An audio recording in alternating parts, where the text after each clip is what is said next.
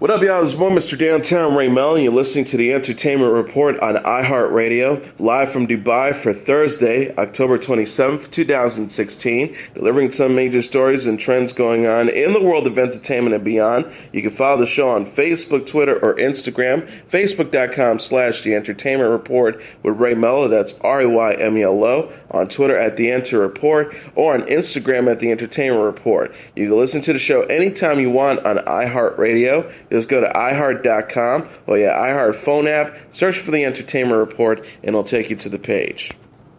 Casting has begun on a Tahitian language version of the upcoming Polynesia set animated picture Moana, Walt Disney Animation Studios announced. Moana producer Ansnat Shur says, when we first visited Tahiti 5 years ago as part of one of our research trips to the Pacific Islands, we met the incredible Hanano Murphy as the founder and director of the Tipu Atitis Foundation. She and her husband Frank Murphy, an expert botanist with UC Berkeley Gump Station, provided the filmmaking team with the invaluable guidance on many of the cultural and biocultural elements of our film. Within that first trip, Hanano made a request of us to pursue a Tahitian language translation of the film, and we're so very excited that we and the talented Disney Character Voices International team are going to create this with Hanano. Hanano Murphy added, native languages like Tahitian are being lost. It is important to find new ways to excite the communities, elders, young adults, and children here in Tahiti about our language. Hopefully this will also inspire other Polynesian islanders to find innovative ways to teach their language. We hope this version will be used as a teaching tool for many decades into the future. Moana, which is titled Viviana la Legendaire du Bout de Monde for French-speaking audiences, will be released in Tahiti in French on November 30th. The release date for the Tahitian language edition has not yet been determined. Scheduled to open in the United States November 23rd, the English version of the movie features the vocal talents of Rui Carvalho, Dwayne Johnson, Philippa Sue, and Alan Tudyk. The film includes music by Lin-Manuel Miranda. Rapper and actor Ice Cube is teaming up with Hamilton director Thomas Kail and Disney for a modern Oliver Twist musical, with Cube set to play Fagin. Mark Platt and Jeff Katznetz will produce the project, with Cube and Katznetz writing the treatment. The adaptation, which tells the story of young orphan Oliver who joins a gang of thieves led by Fagin, will be set in the present-day United States and feature music from a variety of genres. The story has had several incarnations, including 1988's Disney animated feature Oliver and Company. Ice Cube will star next in the comedy Fist Fight, which will premiere on February 17th. Netflix announced additional cast members for its new Marvel series The Punisher, which is set to premiere on the streaming site next year. Nurse Jackie alum Paul Schultz has been cast as Rawlings, a high-ranking CIA member. Also cast as Daniel Weber as Louis Walcott, Jason R. Moore as Curtis Hoyle, Jamie Ray Newman as Michael's wife, Sarah Lieberman, and Michael Nathanson as Homeland Security Agent Sam Stein. They'll join John Berthenau, who previously played the Punisher, Frank Castle in the Netflix series Daredevil. Also starring are Ben Barnes and Ebon Moss-Baccarat. Fox's signature action series 24 is back with new star Corey Hawkins in the first trailer for 24 Legacy. The clip released Tuesday during Game 1 of the World Series featured Hawkins as former Army Ranger Eric Carter as he races against the clock to save the United States from a terrorist threat in place of franchise star Jack Bauer, played by Kiefer Sullivan. Alongside Carter are former intelligence officer Rebecca Ingram, played by Homeland star Miranda Otto, and John Donovan, her senator husband, who has presidential aspirations, portrayed by Jimmy Smits. The synopsis that also notes how the new characters will confront their own identities, families, and past. Together in this fast-paced thrill ride, Carter and Ingram uncover a sophisticated terrorist network that will force them to ask, who can we trust? 24 Legacy is set to premiere on Fox, starting Sunday, February 5th, following Super Bowl 51, and then continue on Monday, February 6th. Previously speaking with USA Today about the series, Hawkins, of Straight Outta Compton fame, acknowledged he had big shoes to fill when it comes to filling in for Sutherland on the classic real-time drama. Hawkins said, I was such a fan and still am of the show. The real-time premise changed the face of television. The idea of a new hero for a new day sang to me. Sony's long-in-development video game adaptation of Uncharted is back on track, with filmmaker Sean Levy signing on to direct. According to the Hollywood Reporter, Levy will be working from a script by Joe Carnahan, who was being courted to direct before he signed on to helm the next entry in the Bad Boys series, Bad Boys for Life. Levy is the fourth director to join the project, following in the footsteps of Seth Gordon, Neil Berger, and most famously David O. Russell, who had hoped to make the film with Mark Wahlberg stepping into the shoes of series protagonist Nathan Drake. Uncharted, which follows the globe-trotting adventures of Nathan Drake as he hunts for treasure, much in the same vein as Indiana Jones, recently wrapped up its main character story in Uncharted 4, A Thief's End, which was released on the PlayStation 4 back in May. The series is known for its cinematic presentation that includes action-packed games sequence filled with destructive car chases and close calls. Levy, who is known for directing the Night at the Museum series along with Date Night, Real Steel, and The Internship, recently executive produced and directed episodes of Netflix's newest hit series, Stranger Things. Katie Holmes says her daughter inspired her forthcoming directorial debut. The 37-year-old actress couldn't help but gush about Suri Cruise, her 10-year-old daughter with ex-husband Tom Cruise, while discussing her movie All We Had with Entertainment Tonight. She says she gets a special thanks for everything, for every job I do, because she makes every day great and awesome and better.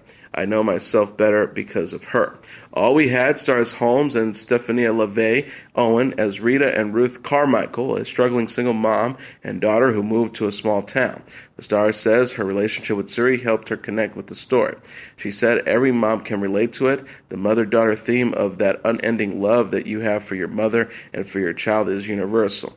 Holmes had shared rare photos of Suri from her own mother's surprise birthday party in September. She previously told Ocean Drive magazine that she considers motherhood her true calling. The actress said, "Parenthood changes you completely in such amazing ways, and I think that you become who you were meant to be. Being a parent also is a source of inspiration to just work really hard." She added to her 2012 split from Cruise, "I don't really regret anything that I've done. I've learned from everything, and everything sort of leads you to the next place. I just keep going." All We Had is based on the Annie Weatherwax novel of the same name and opens in theaters December 9th. Holmes is also slated to reprise Jackie Kennedy in Reels' miniseries, The Kennedys After Camelot. Emma Watson has urged women to get out and vote in the upcoming election in a new essay posted on Twitter. The actress started her piece Tuesday by saying, "At times people may seem disillusioning, filled with rhetoric and smokescreens. However, regardless of our personal beliefs, it can't be denied that the results of the upcoming U.S. presidential election will have ripple effects around the world and impact in one way or another the lives of millions and millions of people." She also added, "America is my second home. I have friends there that I think of as family. It has been excruciating to sit on the sidelines in the months leading up to this election. Goodness, I wish I could cast the vote." She continued before launching into why it's important for women to have their voices heard this election. She wrote, "The next president will be able to make decisions about women, about their bodies, about how they are treated at work, on university campuses, and at school, about how men treat women, and about their rights as citizens. These decisions affect how young people form their ideas of gender. These decisions will affect whether we believe equality is an idea that matters." Watson cites how 70 million women voted in the last election as compared to 60 million men. She says, "Women, your vote could swing this election." Watson was referencing Wednesday in James Franco's pro-Hillary Clinton social media ad when the actor compared the Democratic nominee to Watson's Harry Potter character Hermione. Franco said of Clinton, "Her Secret Service name is Hermione because she is a freaking wizard." And a related story, James Franco has thrown his support behind Democrat presidential hopeful Hillary Clinton in a social media ad. The clip posted onto Franco's Instagram Wednesday takes after beer brand Don Ecke's popular Most Interesting Man in the World ad campaign, which would list off funny facts about their spokesperson. Franco says, as archival footage of Clinton is shown, the smartest guy in the room is always her. After she opens a can of whoop ass, she always recycles the can. He continues referencing Clinton to Emma Watson's Harry Potter character. Her Secret Service code name is Hermione because she is a freaking wizard. She's the most interesting woman in the world. He concluded while standing next to a cardboard cutout of Clinton, "I don't always endorse candidates, but when I do, they're extraordinary. Vote wisely, my friends." According to USA Today, the video is part of a $1 million digital ad campaign that was launched by Women's Vote, Priorities USA, and Schlepp Labs. Franco said in a statement, "Hillary Clinton has led an amazing life. It is not a stretch to describe her as the most interesting woman in the world. I got involved in this project because I want more people, particularly younger people, to get to know an extraordinary woman who has, throughout a lifetime of work, earned our trust and support." Saturday Night Live star Pete Davidson has admitted that he would have committed suicide at a younger age if it wasn't for Kid Cudi's music. The comedian explained Tuesday to hosts Angela Yee, DJ Envy, and Charlamagne the God on 105.1's radio show The Breakfast Club, "Cudi's the best of all. He saved my life. I would have killed myself if I didn't have Kid Cudi." He continued about Cudi's 2009 debut album, "I would have killed myself, absolutely 100%. I truly believe if Man on the Moon didn't come out, I wouldn't be here." Recently, Cudi announced on social media that he had checked himself into rehab for depression and suicidal urges, telling his fans, "I am not at peace," something that Davidson acknowledged. Davidson said before noting how he plans on visiting Cudi soon, "It's kind of comforting to know your hero goes through the same stuff you do. I think that's why a lot of kids my age can relate to Cudi, and people love him so much is because he's a very emotional dude." He said, "I texted him last Monday, and he's in really good spirits. I think I might go see him next week, but he's in a good place." British actor Hugh Laurie was honored with a star Tuesday on the Hollywood Walk of Fame. The 57-year-old English actor received the plaque in recognition of his contributions to television. Laurie is best known for House and has since appeared on Veep and The Night Manager. Walk of Fame producer Anna Martinez said in his statement, "The Hollywood Chamber of Commerce is thrilled to add Hugh Laurie to our illustrious Walk of Fame." She added his star is going to be set in a very appropriate location, British pub called the Ping and Whistle, where he joins other British luminaries such as Emma Thompson, Colin Firth, Ridley Scott, and Dame Helen Mirren. Laurie's close friend and fellow actor Stephen Fry helped Hollywood Chamber of Commerce present Leon Gerbler unveiled the star of the ceremony. Laurie and Fry have collaborated on a number of shows, including A Bit of Fry and Laurie, and Backcatter. Fry tweeted, "So proud to think that my cool at Hugh Laurie is now part of the fabric of this town. It's official. Hashtag Hugh Laurie Day in Hollywood. Oh my days." Laurie presently stars on the Hulu series Chance, which airs Wednesdays. The show is based on the Kem Nunn novel of the same name, which follows a San Francisco-based neuropsychiatrist played by Laurie. Paul Beatty was declared the winner of the 2016 Man Booker Prize for Fiction Tuesday in London for his novel The Sellout. Beatty, 54, is the first American to win in the British Prize's 48-year history. U.S. authors became eligible to compete in 2014. The other 2016 shortlist authors for the prestigious literary award was Deborah Levy's for Hot Milk, Graeme McRae Burnett for his Bloody Project, Atessa Mashfeg for Ellen, David Salsley for All That Man Is, and Madeline Thien for Do Not Say We Have Nothing. Beatty said upon collecting the honor, "It's about how people perceive me, how I think people perceive me. It's really grand that what's important to me is also important to others." Amanda Foreman, the 2016 chair of judges, said in a statement, "The Sellout is a novel for our times, a tireless, inventive modern satire. Its humor disguises a radical seriousness. Paul Beatty slays sacred cows with abandon and takes aim at racial and political taboos with wit, verve, and a snarl." Will Ferrell impersonated iconic sports broadcaster Harry Carey once again Monday to discuss the Chicago Cubs reaching the World Series on Jimmy Kimmel Live. Carey, who passed away in 1998, spent the final 16 years of his career covering the Chicago Cubs, where he famously predicted that as sure as God made green apples, someday the Chicago Cubs are going to be in the World Series despite their long championship drought. Kimmel said to Ferrell after he entered dressed as Carey with white hair and thick glasses, "This is very interesting to me because clearly you've been following football even though you passed away in 1998. Carey responded, "1998? Holy cow, I'm dead."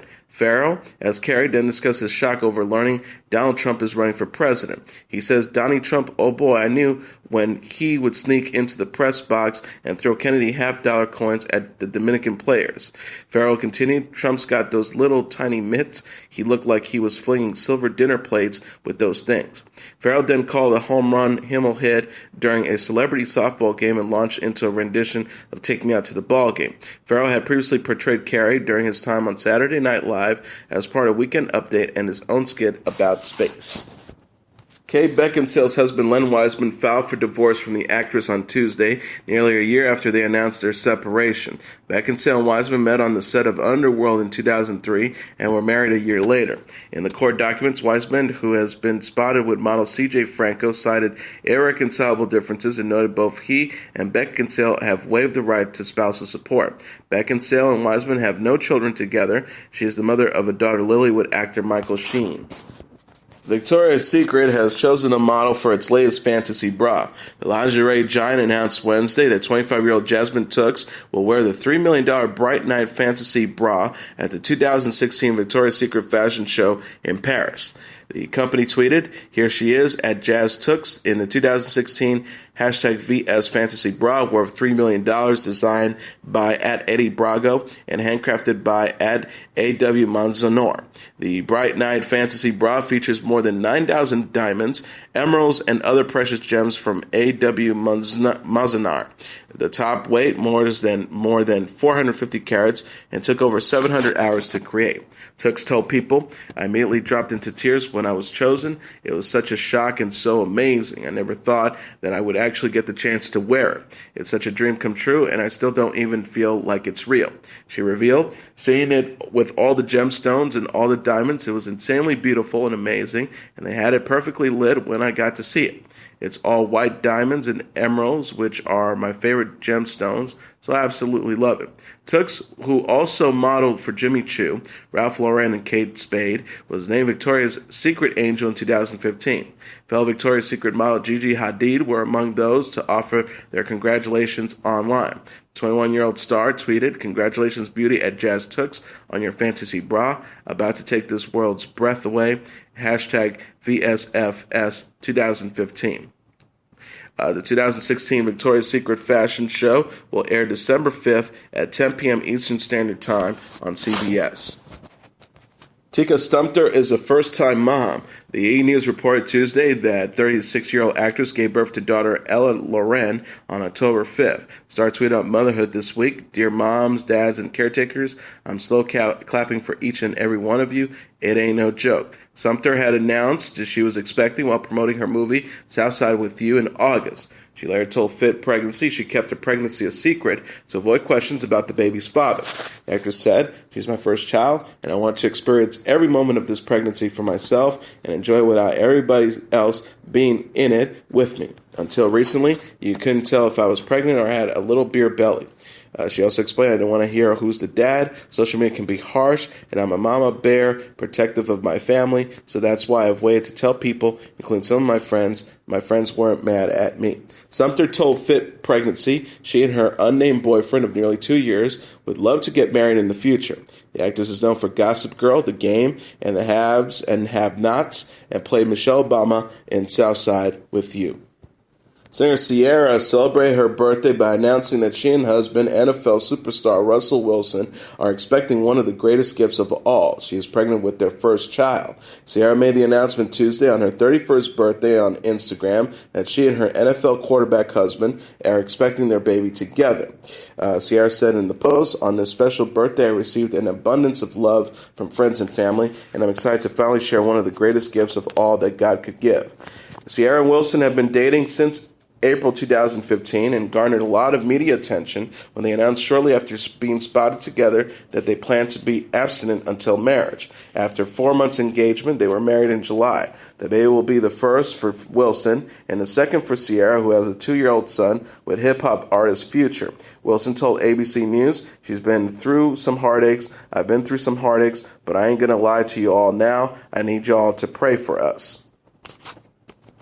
Longtime couple Amber Tamblyn and David Cross are expecting their first child. The 33-year-old actress revealed Wednesday in an open-ed for Glamour magazine that she's pregnant and expecting a daughter with the 52-year-old actor and comedian. Tamblyn wrote, "I've been thinking about motherhood a lot lately, what it means to be one, what it means to have one, what it means to know one, what it means to make decisions as one, and having conversations with one." She added, "I'm very lucky to be surrounded by strong mothers, from my own mother to some of my best friends, those who are raising young women to accept themselves, and those who are raising young men to accept women." The star says, "Motherhood has been heavily on my mind because I'm going to be a mother soon. I'm pregnant with a daughter on the way. I think constantly about the world I'm bringing her into." Tamblyn made the announcement while discussing society's treatment of women and perception of Hillary Clinton in the op-ed. The actress had revealed this month that she was once assaulted in response to Donald Trump's leaked remark about women. She wrote on October 9th, "I'm afraid my mom will read this post. I'm even more afraid that my father could ever know this story. That it would break his heart. I couldn't take it, but you understand, don't you? I need to tell you a story." Tamblyn and Cross married in 2012 after 5 years of dating. The actress is known for two sisterhoods of the Traveling Pants and 2.5 Men, while Cross starred on Mr. Show and Arrested Development. And flipping out star Jeff Lewis is a first-time dad. The 46-year-old television personality announced Tuesday on Instagram that he and partner Gage Edward welcomed daughter Monroe Christine via surrogate this afternoon. He captioned a photo of himself holding his daughter at 4:22 p.m. today. "I grew up. Welcome Monroe Christine Lewis." Lewis and Edward have been together for 6 years and announced in May that they were expecting their first child. The couple unsuccessfully pursued adoption before opting for surrogacy. Lewis admitted to People magazine at the time, "We're very excited, but I'm also a little terrified. I'm trying to decide if I'm more terrified or excited, but I think it's normal." He says, "There has been a 3 or 4 year process for us. There were so many obstacles along the way, but there's a happy ending. I can't tell you how grateful and appreciative we are." He also added, "We're going to end up redoing this little girl's room like 100 times. Right now, I want just a real soft, soothing, calm room. I just want this room to be a sanctuary for her."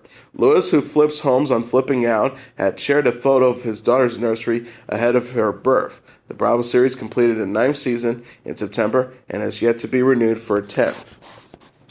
Celebrity backup dancer Charlene Quigley was found safe by the North Bergen Police Department after stars like Rihanna and Missy Elliott pleaded for her return. Quigley was reported missing by her father and was seen boarding a bus in New York City around 1 a.m. on Sunday. Rihanna and Elliott shared photos and videos of Quigley on the Instagram accounts, asking anyone for information to come forward. The North Bergen police announced Wednesday night that Quigley had been located and was safe. The department shared on Facebook, "After an extensive search by North Bergen Police Department detectives in cooperation with the NYPD, we have searched and located Charlene Quigley. She is safe and at a medical facility whose location is undisclosed at this time." The post read, "We are very pleased with this outcome. We want to thank the New York City Police Department for their tremendous amount of cooperation in this matter." Elliott took to Instagram to thank those who joined in the search for Quigley.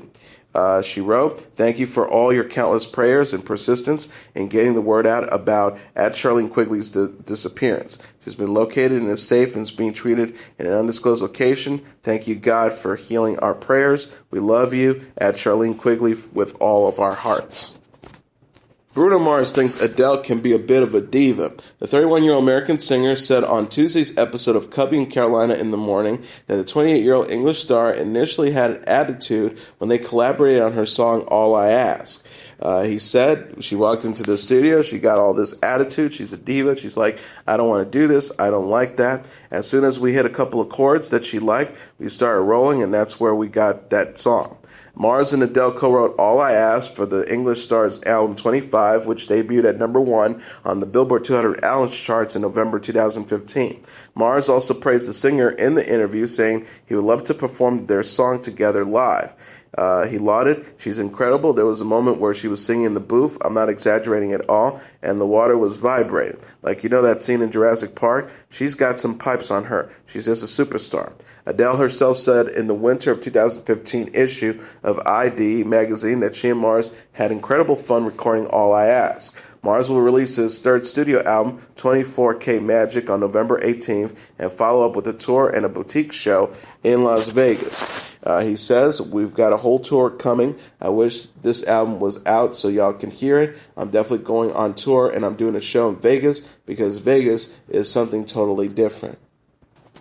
Katy Perry kept busy on her 32nd birthday Tuesday. The Roar singer celebrated the occasion by voting early for Democratic presidential candidate Hillary Clinton, who turned 69 the next day, and attended Kanye West's star-studded concert in Los Angeles. Perry captioned a video of herself submitting her ballot in an American flag-inspired code, "Gave myself the best birthday present ever by voting today." She encouraged her 57.5 million Instagram followers, wish Hillary Clinton a happy birthday tomorrow with your early vote. Hashtag happy birthday to me. Happy birthday, Hillary. Hashtag Scorpio Sisters. Perry changed into a sleek all-black ensemble for Kanye West's concert at the Forum that evening. The rapper's wife, Kim Kardashian, was present at the show, along with Amy Schumer, Halsey, and Kaya Gerber. Perry tweeted from the concert, "Just went into the pit at Kanye West for my birthday. 32 is looking up." Perry's boyfriend, actor Orlando Bloom, wasn't spotted at the show. The singer, who was first linked to Bloom in January, recently told E! News she's starting to seriously consider having children. She says, "I see the amazing thing of birth and children and the vulnerability, and we just have to take care of them and how big of an impression we have. We have such a responsibility. The star revealed children to me are becoming a big focus. I don't even have mine, but I see it in my sister's kids and just how much nurturing and love they need." Perry last released the album Prism in 2013. The record debuted at number 1 on the Billboard 200 album charts, including his hit singles Dark Horse and This Is How We Do. And here are the top 10 songs on the Billboard Hot 100 singles charts for the week of November 5th. Number 10, Shawn Mendes with Treat You Better. Number 9, Maroon 5 featuring Kendrick Lamar with Don't Wanna Know. Number 8, Ariana Grande featuring Nicki Minaj with Side to Side. Number 7, Major Lazer featuring Justin Bieber and Emma with Cold Water. Number 6, Bruno Mars with 24K Magic. Number 5, Dram featuring Lil Yachty with Broccoli. Number 4, DJ Snake featuring Justin Bieber with Let Me Love You. Number 3, 21 Pilots with Heathens. Number 2, The Weeknd featuring Daft Punk with Star Boy. And the number 1 song on the Billboard Hot 100 singles charts for the week of November 5th, The Chainsmokers featuring Halsey with Closer. And now let's take a look at what happened on this date in entertainment history. On this date in 1970, Tim Rice and Andrew Lloyd Webber released Jesus Christ Superstar. From the late 50s to the mid-60s, it was common for original cast recordings of successful Broadway musicals to find their way up near the top of the pop album charts. Hit shows like West Side Story, The Sound of Music, and Funny Girl, among several others, all spun off million-selling albums during this era. But by the late 60s, the pop album charts had been decisively taken over by rock.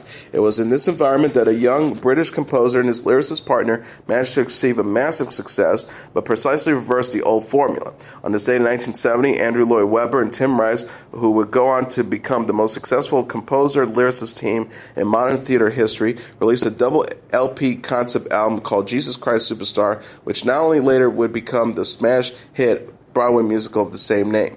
Jesus Christ Superstar was the third musical written by Lloyd Webber and Rice, following The Likes of Us, which was staged for the first time in 2005, and Jesup and the Amazing Technicolor Dreamcoat, which saw only limited performances in various English churches between 1968 and 1970. Superstar grew out of Tim Rice's long-time fascination with Judas Iscariot, whom he conceived not only as a craven betrayer of Jesus, but rather as a dear friend struggling with the implications of Jesus' growing celebrity.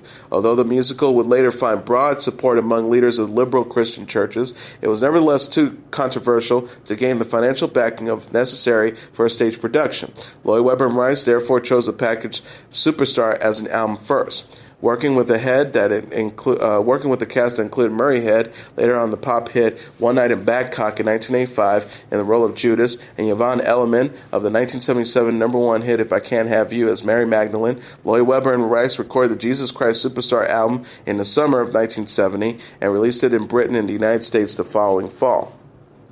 Then as now, Lloyd, Webber, and Rice had their detractors in the critical establishment. Writing for the New York Times, critic Don Heckman questioned whether this new rock opera deserves praise either as a rock or as an opera. He wrote, as rock, it leaves much to be desired, and the relations to 20th century operas like the likes of Stravinsky and Gershwin, Heckman argued the comparison is pretty devastating.